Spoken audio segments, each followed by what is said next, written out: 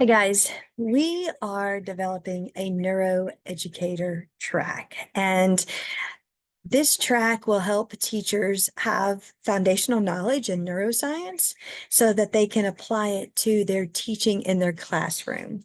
And basically, I wanted to make a quick video to kind of talk about why teachers need to understand neuroscience. And look, I'm not talking about deep neuroscience.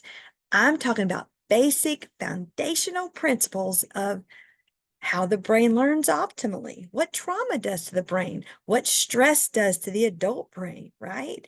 That's where we're coming from, is how does neuroscience benefit the current classroom?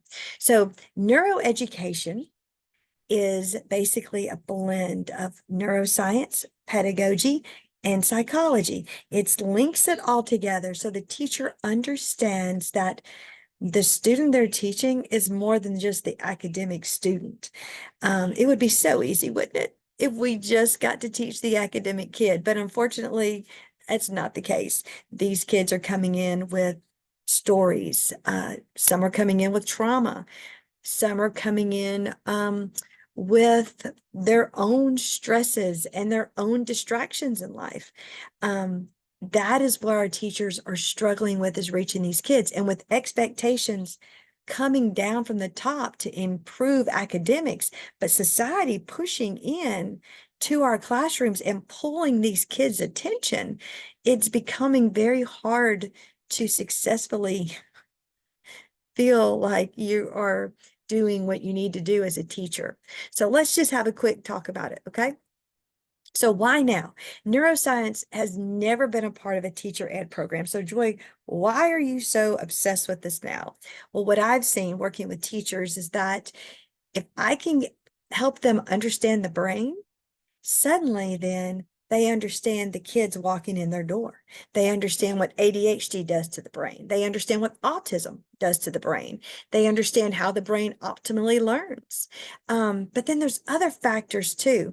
And those other factors, I think, are those society demands are coming into our classrooms, and the influence on priorities for the graduates are shifting, right? We need graduates who collaborate, who communicate, who have conflict resolution skills. Because look, right now we're working in a global market. Even a lot of the classes I take, I'm in classes with people from other countries.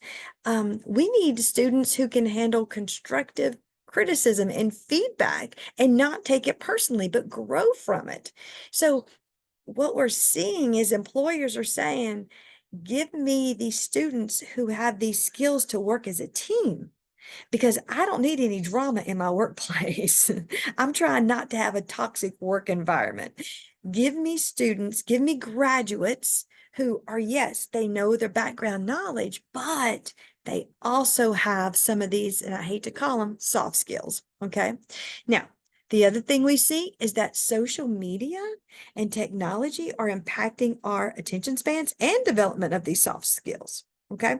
So there is a break right now between parents and children if there's too much technology in the house. So those parent-child relationships aren't as strong if technology is between. And what that could look like is mom is on the phone because when she's scrolling on social media, no judgment, it's how she decompresses from a long day at work.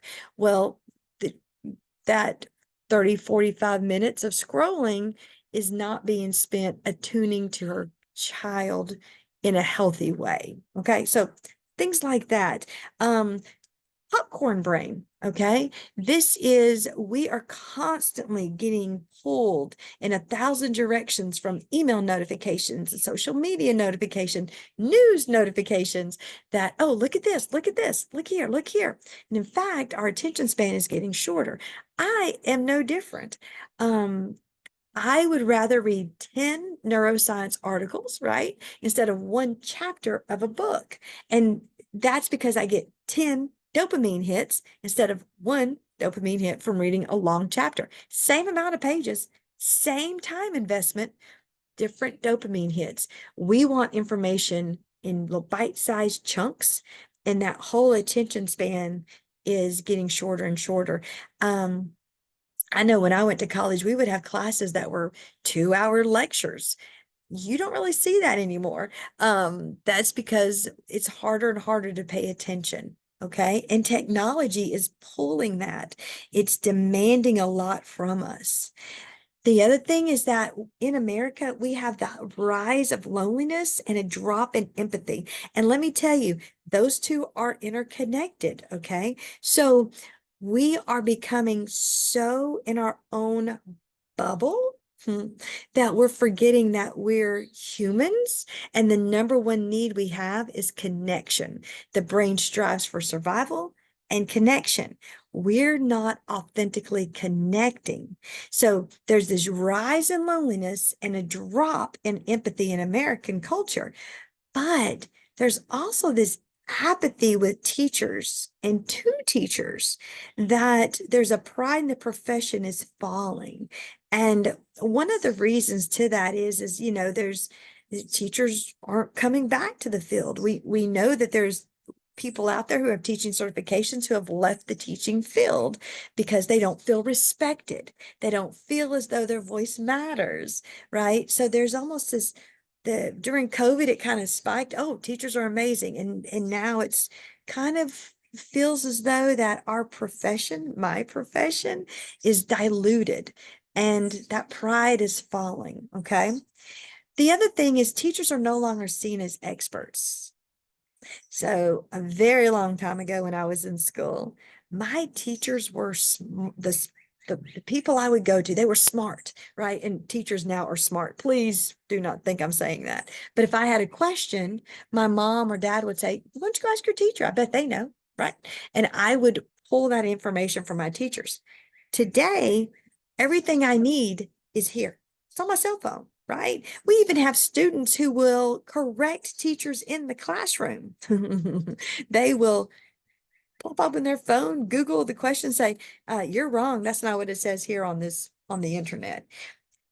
Teachers are no longer seen as the experts. And I say that very carefully because true teachers who have taught in the field are experts. They're experts on how to deliver that content in a meaningful way. They're experts on understanding and reading body language and what the students need in that moment in time. If teachers have this foundational knowledge of neuroscience, they are going to have something that a lot of other professions, a lot of other teachers also don't have, which is I can explain the brain to you.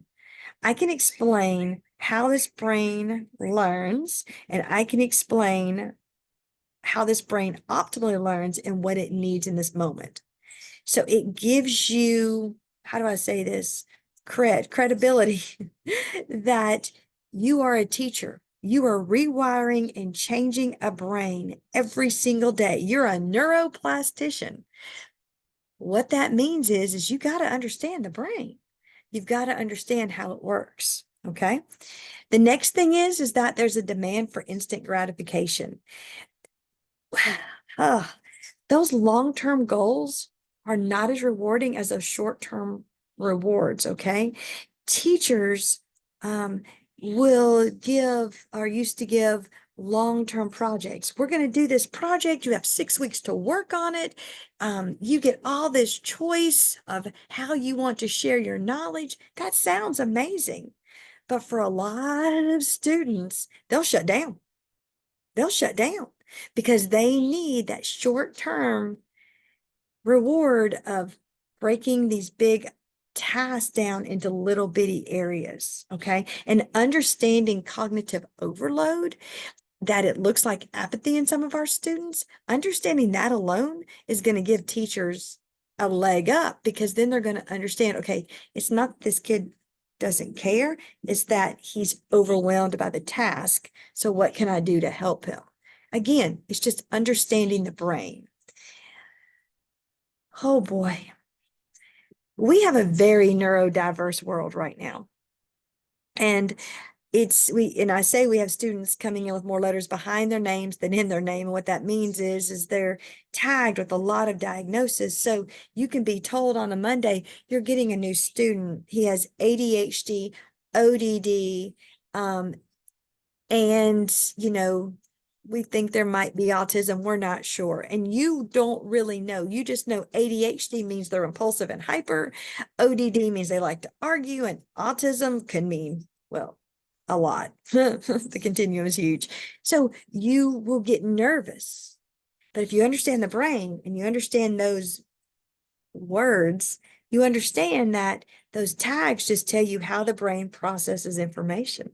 So now, when I meet a student with ADHD, then I understand that they're deficient in dopamine. I understand that I'm going to have a dopamine menu or have ways for them to increase dopamine hits during the day so they don't chase conflict. So they are able to build that attention so they can pay attention. Our neurodiverse world is changing drastically. And what that means is we now have brain scans that show us if you've experienced trauma, real trauma, your brain looks different. You have a neurodiverse brain. If you have ADHD, your brain looks different. If you have autism, your brain looks different. If you have conduct disorder or eating, your brain looks different. So we're finding that this neurodiverse world is getting bigger and bigger and bigger. And look, that's pretty scary because 10, 15 years ago, we didn't have this much. So how do we give teachers, without getting them a mental health degree, how do we give teachers some foundational knowledge so that they can move forward? And educational neuroscience can help in that regard. And then finally, there's initiative fatigue. And what this means is every year, you're going to have someone knocking on your door saying, I've got the next best thing. I've got the next best thing for behaviors. I've got the next best thing for classroom management. I've got the next best thing, fill in the blank. And educators, we get drowned with initiative fatigue. We are tired of the next new thing because right now we feel like nothing is working and the blame's just flying, right? If the brain is the same and it hasn't changed, once you learn those foundational pieces, you should be pretty golden because the brain is not changing. The brain learns through a special way, an optimal way. Now, some of what we've done in the past in education has not been optimal, but students still learned. And you're probably saying, well, how did that happen? We didn't have society knocking at the door with these things, with technology, with loneliness and empathy and apathy. It's different now. And so we have to add to our toolbox to address these new needs. Okay. Why I like this is where teachers in the field become invaluable. We can teach educational neuroscience all day long. And it's great. It's fascinating to me. It's knowledge. But the wisdom, the magic comes when the teacher takes that knowledge and puts it into her own practice.